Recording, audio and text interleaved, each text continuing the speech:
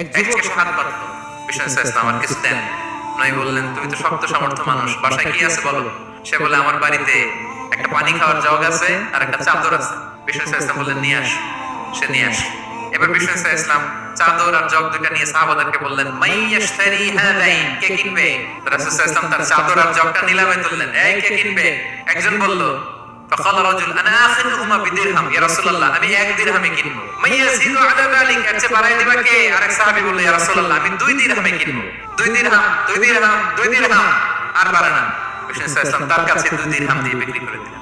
2 দিরহাম নিয়ে যুবককে বললেন, নাও, এই 1 দিরহাম দিয়ে কিছু খাবার কিনে তোমার ফ্যামিলিকে দিয়ে আস। আরেক দিরহাম দিয়ে একটা কুঠার কিনে নিয়ে আস। তো যুবক কুঠার কিনে আনলো। বিষ্ণু সাল্লাল্লাহু আলাইহি ওনার মোবারক হাতে, বরকতময় হাতে ওই কুঠারে একটা হাতল লাগাই দিলেন। এবার বললেন, যাও। এক যুবক এসে হাত বাঁধলো, বিষ্ণু ইসলাম আমার কিছু দেন। নবী বললেন, তুমি তো শক্ত সামর্থ্য মানুষ, বাসায় কি আছে বলো। সে বলে, আমার বাড়ি